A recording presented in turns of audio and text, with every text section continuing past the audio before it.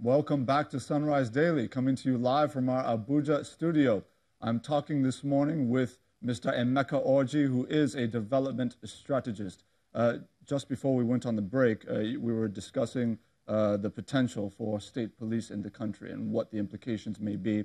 You've been very clear this morning about your view that state police should be essentially wholly funded by state governments, and that they should be, released to fully operationalize such a force.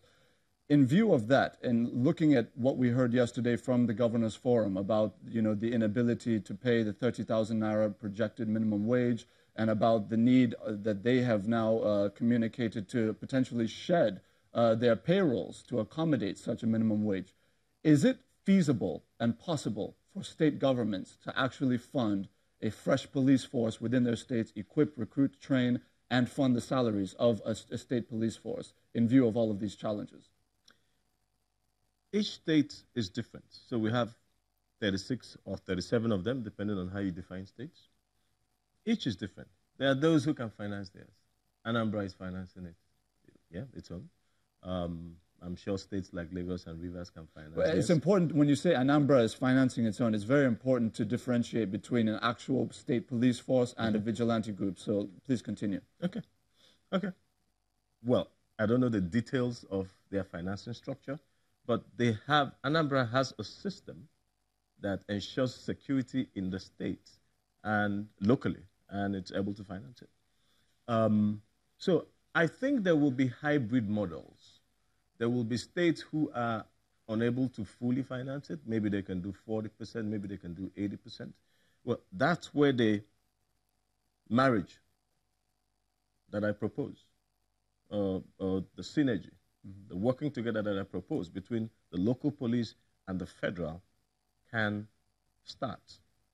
Then there's another component of it. Sorry, just to clarify, I will allow you to continue. Are you just to be clear, are you saying that the federal government should essentially subsidize a state police force run by the state governments? That's not what I meant, but that's also not impossible. But that's not what I meant. What I meant is, let's say you require 100 police officers to man this space. The state brings 60, and it finances is 60. The federal brings 40, and its finances is 40. And that could be, that's 60-40. I just pick 60-40 as random numbers. That 60-40 could then, over time, become 70-30, 80-20. A phasing approach. And then they get phased out and only remain in regulation. Yeah? But what you suggested is also not too impracticable. It's something that can be done. Because the federal government right now is financing federal police, right?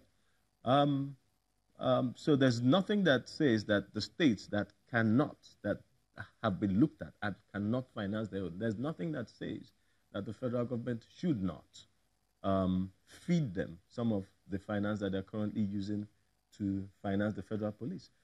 Then there's another component of our budgets that's called a security vote. It's a very gray area, black box kind of operation. We don't know what they do there, but we hear in rumors that they have lots of money stored there.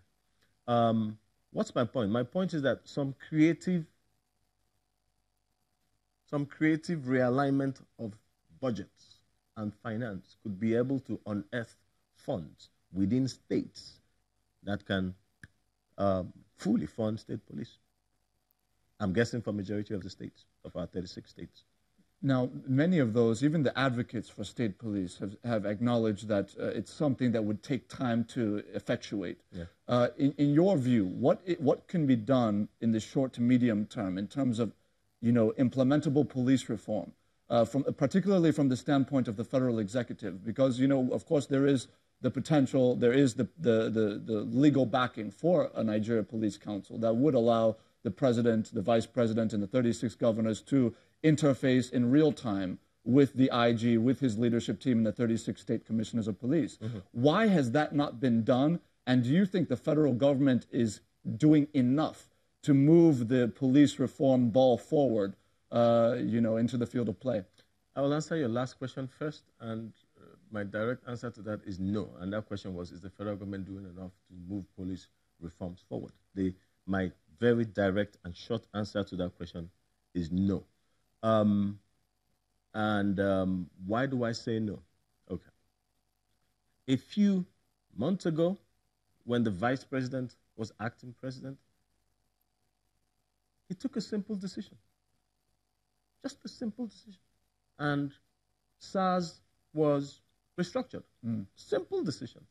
Now, if simple decisions like that have been taken over time, simple implementation decisions, because this is all about implementation. It's not about the framework or the plan. It's about implementing. Like you just said, there is a provision for this National Police Council. Is it being implemented? Is it being worked out? The answer is no, right? Even if they say they are, we're not seeing the effects, right? So it's all about implementation. Implementation requires two things, basically. It requires a will and a capacity. What do you think is lacking here? Both. I think both are lacking. Okay, please continue with your point. Yeah, I think both are lacking.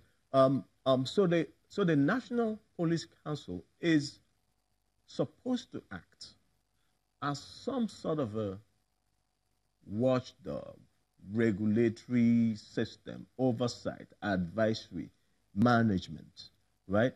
And implemented well, that would be a fantastic starting solution to the problems we see with the police presently. Unfortunately, that implementation is lacking, and like I said, I trace it back to will and capacity. So can you lay out for us some of the steps you think could potentially be taken leading up to a potential implementation of a decentralization of the National Police Force? Okay, let me say something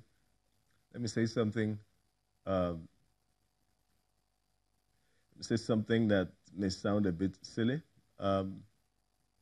Have people who can make decisions, make the decisions. Like the decision that the acting president, the vice president as acting president made on SARS, have them make decisions and just implement. This is about doing, and people are not doing.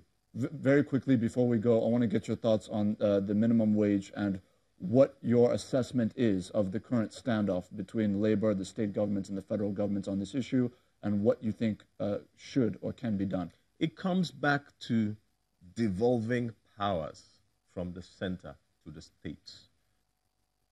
People are afraid of the term. Those that are afraid of the term restructuring, they are afraid of it because of resource control. What they don't understand is that taxation.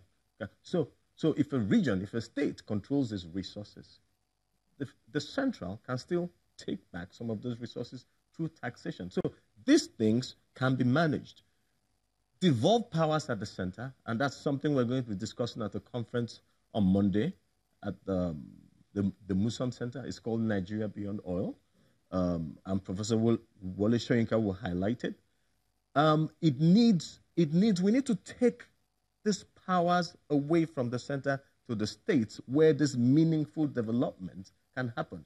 Then, when it happens, the states would have money to fix their own minimum wage and pay their own minimum wage. I think the states should fix their own minimum wage and pay their own minimum wage. Unfortunately, we have run out of time, but certainly I would love to have you back on the program to shed some more light on what you feel the issues of restructuring truly are and what the definition of that truly should be. But thank you so much for coming on this morning. Yeah, thank you, Ajay. I have been speaking with Emeka Orjih, who is a development strategist.